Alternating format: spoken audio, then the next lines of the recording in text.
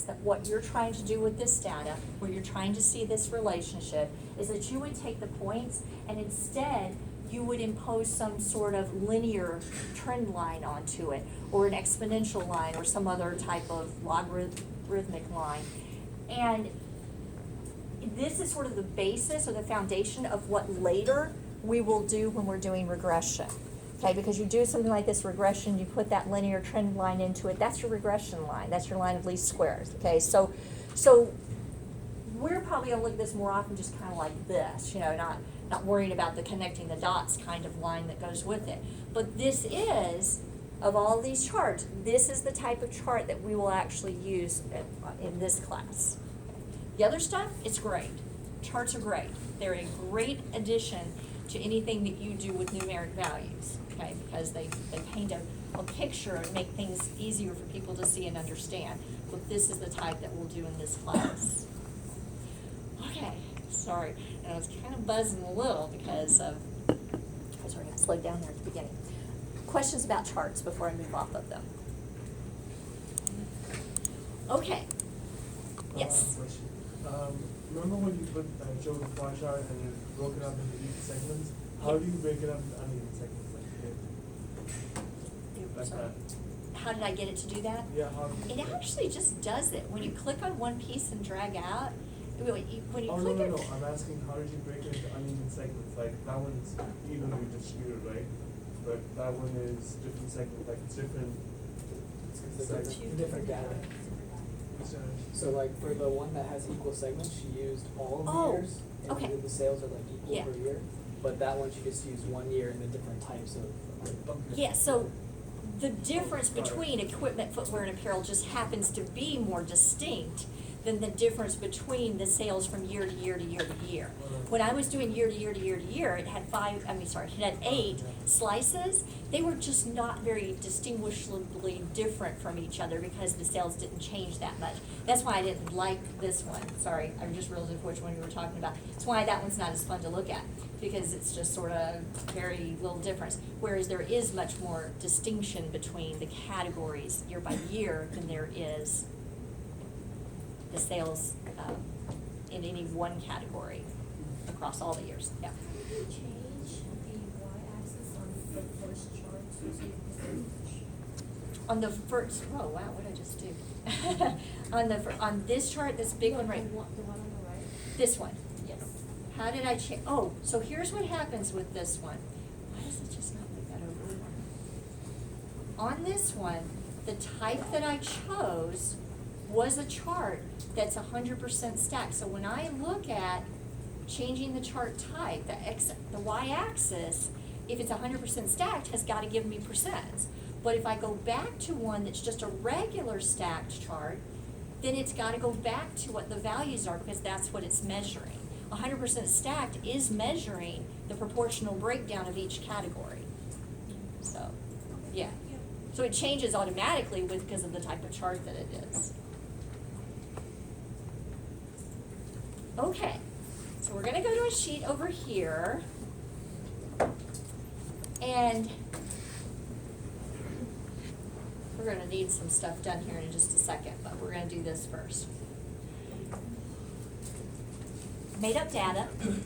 Skis coming off of a assembly manufacturing line. They have their ID number. They are of different sizes. They are of different styles. They went down 2 different production lines. If you scroll down, there was production line 1 and 2. We did quality testing on them, and we asked our quality inspectors to do friction coefficient, which is a measure that the lower the better on the ski, and we asked them to measure the torsion strength, which is a measure that the higher the torsion strength, the better the ski. Okay? And then we also recorded their cost. We asked them to do this, to take their measure and record it to 2 decimal places, which they did, well, which our friction coefficient inspectors did. Okay? But our torsion strength inspectors did not follow instructions. Okay? So they did not record these to 2 decimal places. So what would I want to do right now to make these 2 decimal place numbers? Format. Okay, if I formatted them, would I make them 2 decimal place numbers? If I did all of them, I formatted all of them. Would I make them 2 decimal place numbers? No. I'd see 2 decimal place numbers, okay? That is a completely different thing than making them 2 decimal place numbers. Okay, so here, I'm seeing 2.21, but I look up there at the formula bar line and I see 2.2146. What's gonna be used in the calculation? 2.214. Yeah, the whole thing. So if I really, let's say this is a very precise, kind of measurement, and I really needed them to record this to 2 decimal places. I asked them to, they didn't do it, but I need these to be 2 decimal place values. I actually have to do something that will change them into 2 decimal place values. And so what actually changes the value is a function like round. Now, this may look really weird, but I'm going to do a conversion on these numbers. I need a space to do that in, so I'm going over here to I3, okay? And I'm gonna type in the function round. The number I want to round is this one right here in F3, that torsion string. And you notice that round says, what do you want to round? And then it asks you the number of digits. And this is not an optional. This is not in square brackets. You have to tell it. If you don't want any, put 0. If you want to, put 2. And for those of you who maybe already kind of know this part, you can actually put negative numbers in there as well. You can round to tens, hundreds, thousands, you can round like that. You actually can do that by putting negative numbers in here. Okay, but our normal thing that we do is to round it to some number of decimal places. Okay, so I'm gonna put 2 because I want it to be a 2 decimal place number.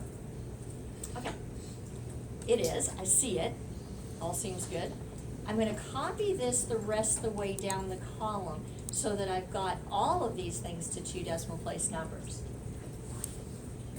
That may bother you, and that may bother you.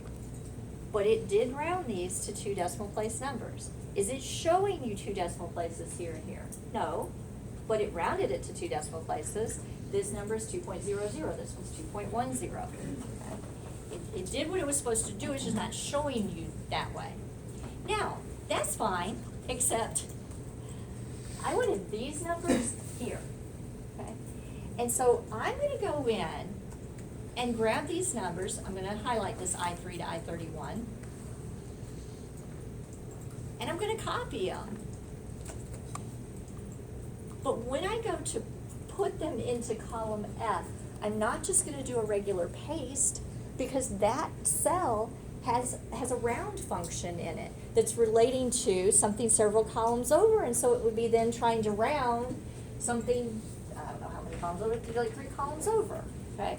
So that's not what I wanted to do. What I'm gonna go in and do is do a paste, a different kind of paste. A paste special is what they refer to these as. This particular one that I'm gonna do is pasting just the values back in. In other words, not the underlying formula that created the value, but just the value that was created by that function. So I'm gonna paste back in just the values. Okay. So formatting will make things appear visually the way I may want them to appear. But formatting doesn't change things, doesn't change contents. Okay?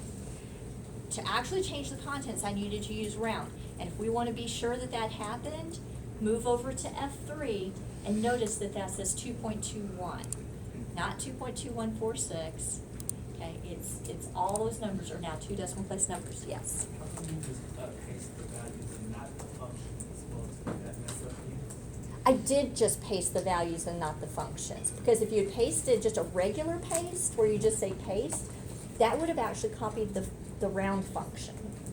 Would that have been bad if you had to do that stuff? Yes, because then it was a relative address in there and it was rounding back to the other number, and if it was an absolute address, it would have created circular reference. So yeah, you had to do the thing where you do the conversion, but then you have to paste back in just the value only and not the underlying formula function that created it. Yeah. Okay, so I don't actually need this stuff anymore over here in I. I mean, it was just a little working stuff that I used. I'm gonna press the delete key and get rid of it, because that's all it was just a place for me to make the transformation to then copy it back in. And again, if this is bugging you, that just says 2, give it decimal places, you know, I'm okay with that, just, you know.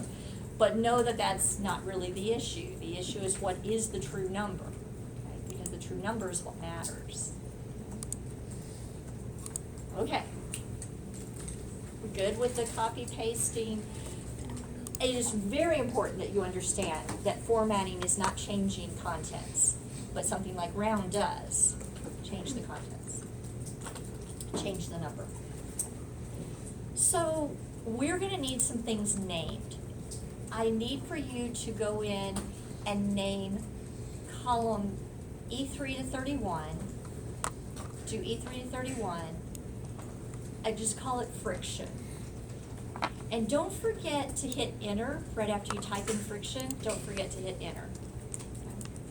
Then do column F, 3 to 31. Go up here and name it torsion, don't forget to hit enter. Go over to G3 to G31. Name it cost, hit enter. And I know there's nothing in there yet, but go ahead and do H3 to H31 and name it rank. And hit enter. So I just named these columns: friction, torsion, cost, rank. It's just gonna make the next things that we do better.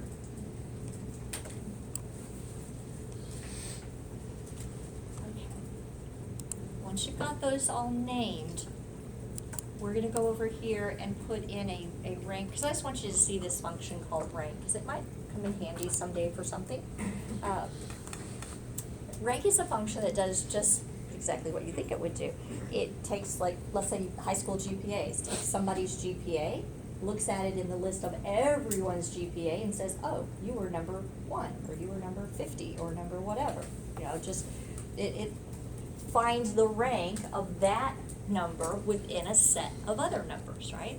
That comes from, that rank number comes from. So the function name is super easy, it's just rank.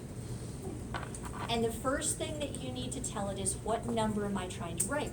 Well, if you look at the heading of this column, it says we're gonna rank by friction coefficient, okay? And so I'm gonna go over here, the number I wanna rank is the 0.82, the friction coefficient for this first ski. I want to rank it based on where does it fall with all of the friction coefficient measures, which I named. This is why I named this, one of the reasons I named it, because it makes it easier now that I gave that a name. But that whole range of all of the friction scores are right there in friction.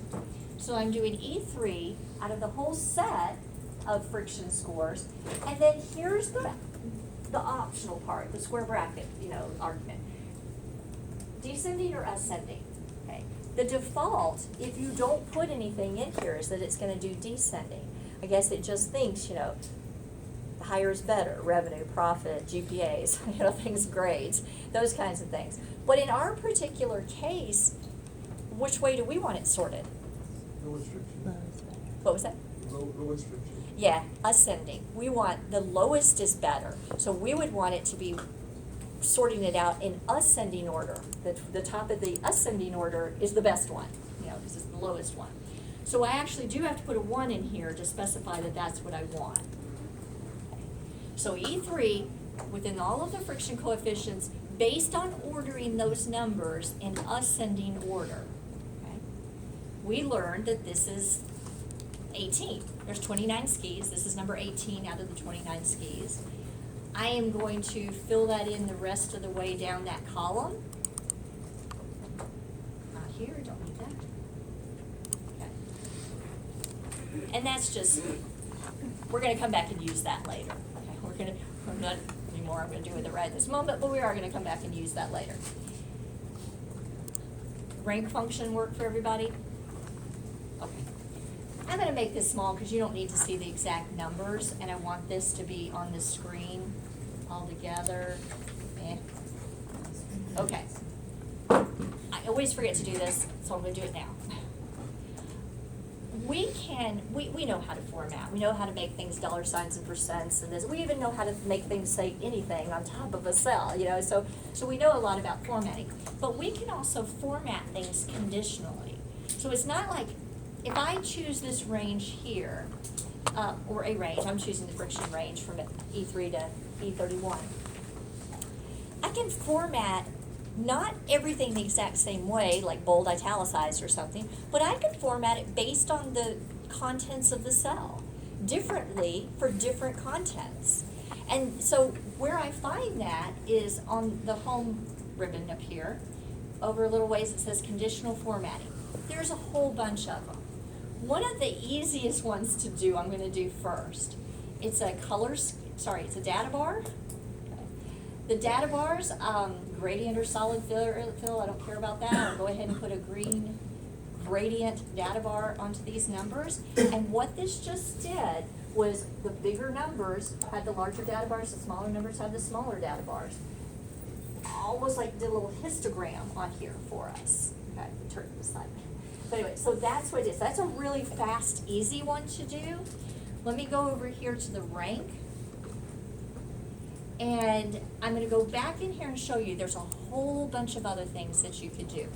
I could highlight certain cells based on whether they're greater than, less than, equal to, contain text, all kinds of stuff like that.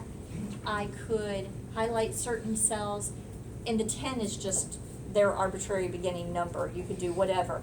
X number of the top ones, X percent of the top or bottom, above average, below average, all kinds of things like that. We already saw data bars. Color scales, interesting. You know, you could, like if it was profits and losses, you could get all the losses red and the profits green. You know, you could kind of at scale based on that, set your own parameters for it. Icon sets, you can have little arrows and flags and check marks and you name it. So I'm just gonna do a little bit simpler one. Let's just highlight the cells that are the top 10 rated skis. So I'm gonna say less than 11. There's not less than or equal to, which is kind of interesting. But anyway, I'm gonna say less than 11 and fill it in, I don't care how. I could make it bright, you know, orange if I wanted to. Let's just make it green so it kind of matches the other stuff. But what you will notice is now the top 10, okay, below 11, are highlighted in green. Okay. The format's on every single cell, but it only applies conditionally if it matches the criteria we set, which was to be less than 11. But if I go into one of these numbers, like number 29, which happens to be the worst ski of all, and I change that 29, just manually change it to a 5, well then it's gonna be green. Okay, so the format's on every cell. It of course only shows that particular format when the condition you set is met by the contents of that cell. Does that make sense? I'm gonna turn this one back because that isn't the right number. Okay, so that's the conditional formatting. It's kind of useful when you're trying to display things for people, show people things that you want to stand out. That's one good way to do that.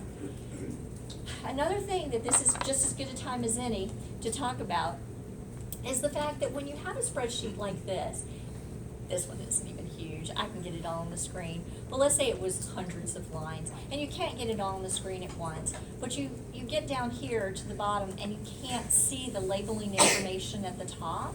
So just another little handy feature you might want to use sometime is to freeze your labels on the screen. Now your labels will typically be either in the top few rows or the top left columns. In our particular case, they're just the top couple of rows. Okay? So here's what I would do.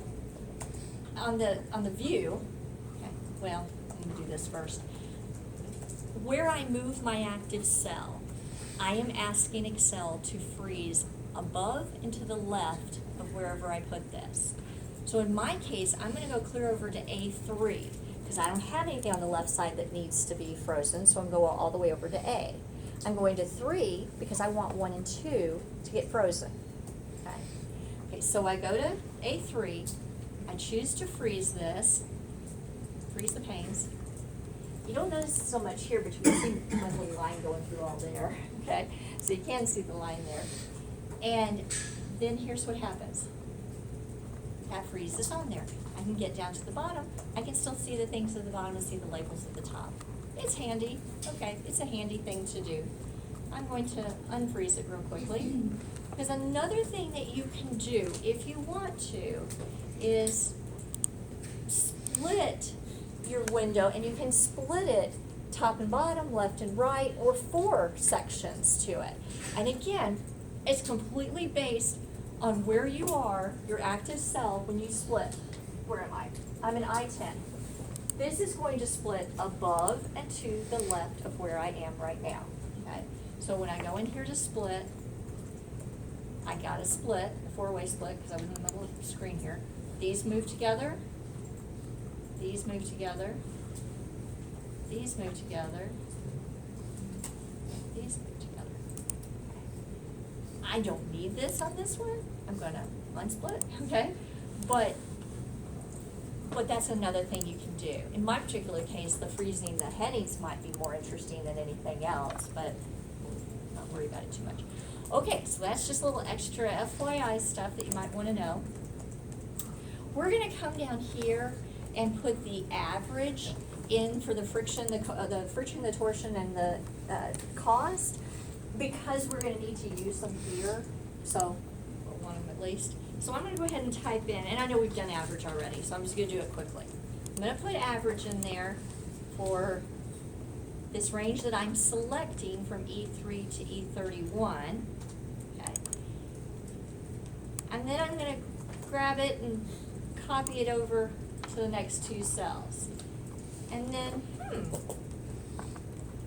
I got 0.76 at the bottom of every column. So I did that pretty fast, but here's what was happening. I am in the habit of, when I do a range, instead of typing it myself, I go and select it, because I probably don't remember what the endpoints of it are anyway, right? And so I typed in equal average, and then when I went to go, after open parentheses, I just grabbed E3 to E31. Well, guess what? E3 to E31 has a name. It's called friction. And so it put that name in there, friction. Friction is what type of reference when we use it? It's absolute. So then when I copied it, I got the average friction at the bottom of the next 2 columns, which was not at all what I intended to have happen there. I actually wanted this to be relative. So I have to, in this particular case, I have to go in and type, average. I actually have to put in E3 to E31. I can't select it, because when I select it, I'm going to get the name. When I get the name, it's going to be an absolute reference when it copies. And so I actually have to make the relative address. I actually have to type in the relative address. Something to be, careful of, aware of. I mean, it's not that it can't happen. I just have to type it in.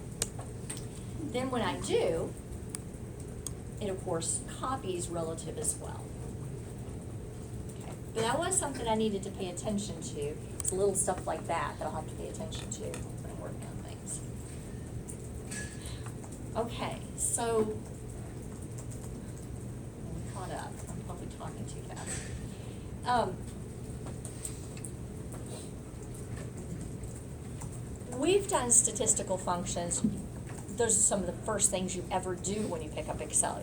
And when I say statistical functions, I'm talking about things that apply to groups of numbers. Mathematical functions would be things like square roots, okay, where you do that to one number. A statistical function is a sum. You do that to a group. You sum a group of numbers. You find the average, the standard deviation, the variance, whatever it is you're doing to a group of numbers. And we did those on that sandwich shop sheet. And most of them you'd already done, so we did them quickly. We just did some formatting that was not formatting to every cell, but was a conditional format. It would only format certain cells based on them meeting the criteria, the contents in the cell meeting a criteria. Okay. We can actually do conditional statistical functions by saying, I don't wanna sum everything, I just wanna sum ones that meet some criteria. Or I don't wanna count everything, I just wanna count ones that meet a certain criteria. Okay. So, did this in my last class, and I think we have enough time, so we'll do it kind of quickly in here too. Those functions are called, there's the ones we're gonna do, count if, sum if, average if. In other words, if, which we haven't even done if statements, they're Thursday, okay, but if something is true, if some condition is met, then count it. If some condition is met, then sum it, okay? So that's what we're gonna work on. Well, if I wanted to count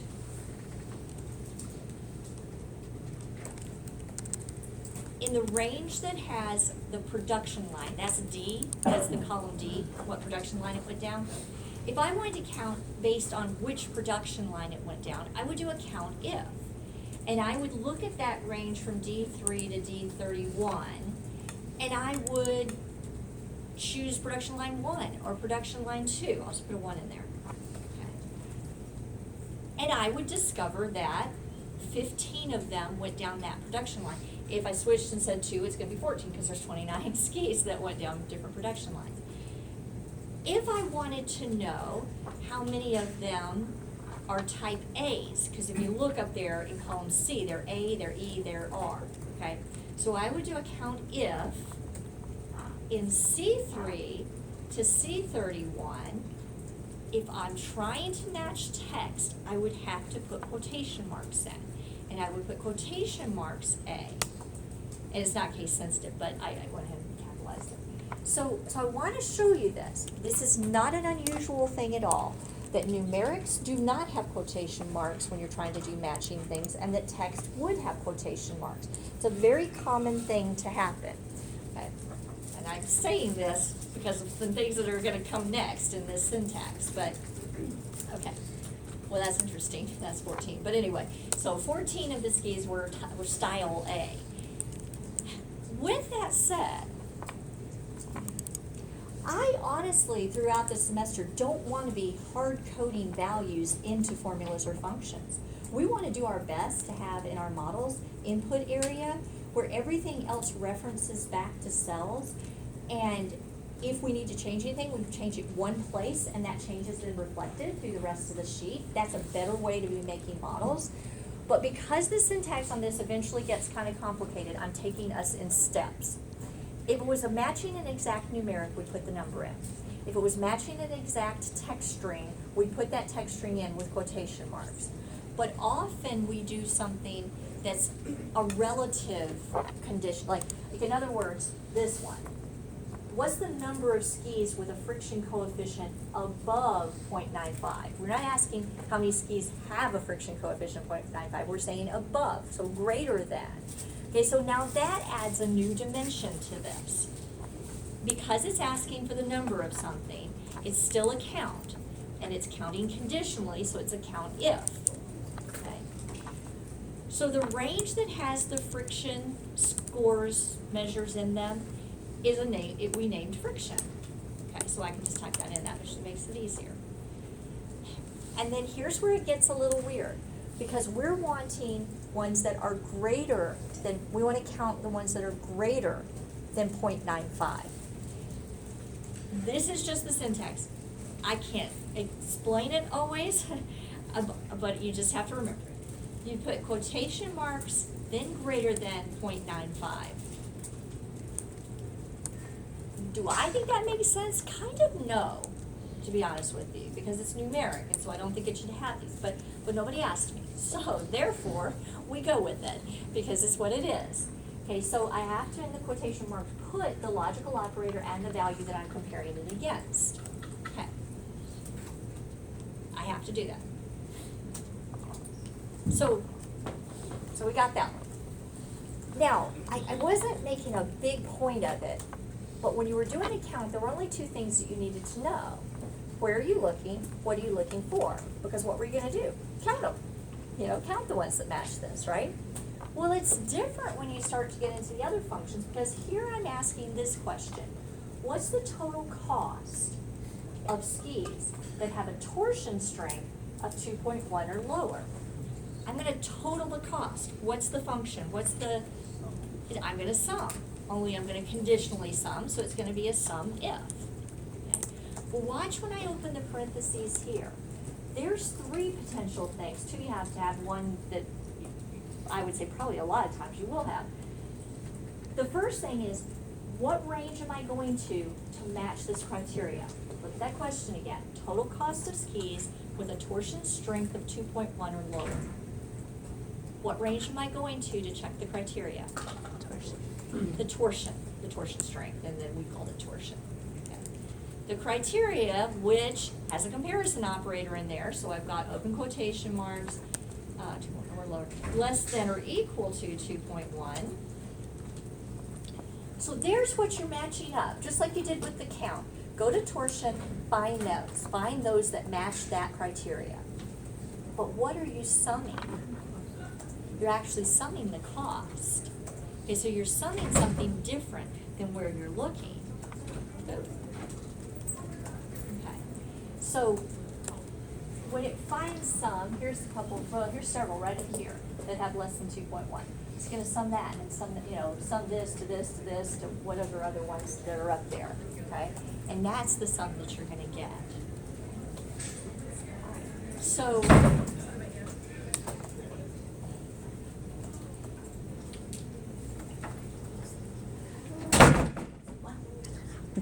okay, so average is a lot like sum, only you're averaging instead of summing.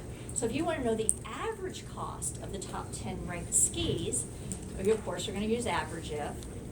What's the range that you're going to look to match the criteria? Rank. Okay. And then top 10, I can actually say less than or equal to 10. That'll work. Okay. And what are we averaging? Cost. So, if we were ever looking at certain looking at certain costs to also sum those costs, well, then we wouldn't need this extra thing, but that's not what we were doing here. We were always looking in one place to sum or average in another place. So here, what we were looking for, because these are the ones that we highlighted were the top 10, we want the average cost for this one, and this one, and this one, and this one, and the others that are top 10. Okay. But you know what?